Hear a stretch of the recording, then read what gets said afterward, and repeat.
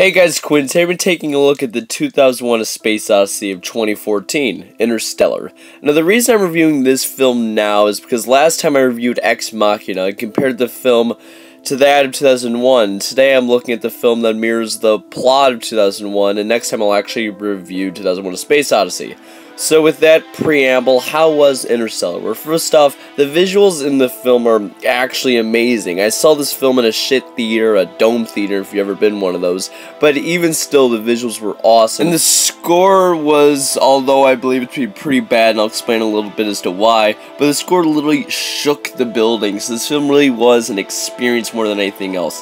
I truly believe that this film can only be truly viewed in a theater, so that's the only way you can really review this movie. But my god, it turned ugly for this film real quick. The first reason why was the audio was difficult to hear a lot of the time. And not only was there a guy shouting, "Wow!" when he's behind the bookcase who sat right next to me and was very annoying, but the score was so damn loud that you can't hear what people are actually saying. But then again, people argued that this film is about the dialogue, but the message, fair enough, fair enough.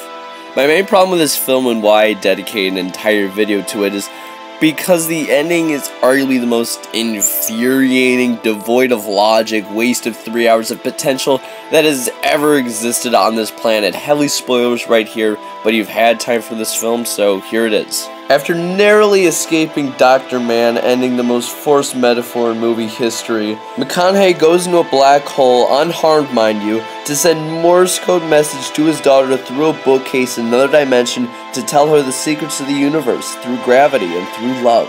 He then gets to his daughter who basically tells him to fuck off, and then the movie ends. I'm just gonna let that soak in for a minute.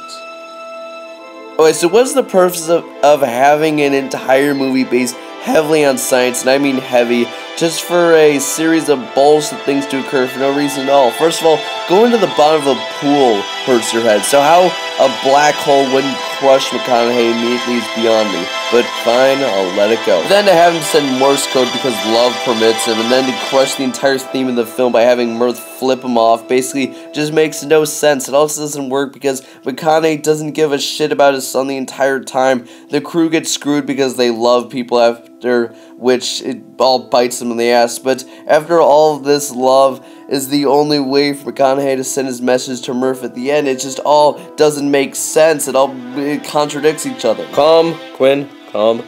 So what I'm trying to say is that this film is just a bunch of contradictions. It uses science to explain stuff, but then uses love to propel the plot. People use love to do stuff, but it never benefits them. And love is ultimately how McConaughey gets home, just for him to leave again within 10 minutes. Now, there are parts I love. I thought everything in the ocean planet was great. The robot thing was awesome. And the first 2 hours were fantastic, but the ending is just so infuriating and borderline paradox-like.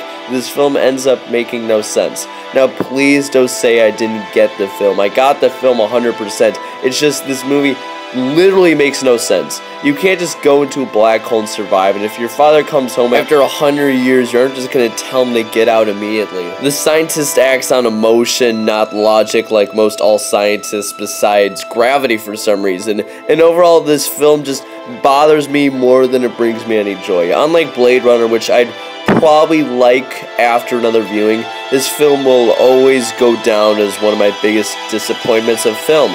For Interstellar, it really is.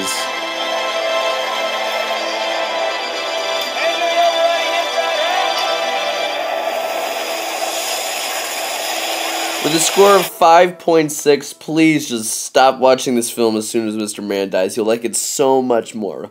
So question, what is your guys' favorite sci-fi film this decade? If Inception was made this decade, then I'd probably go with that one. I know it's kind of ironic actually, but whatever it may be, leave in the comment section below respectfully, because these are all opinions. And as always, like, share, comment, subscribe, and I'll see you guys next time.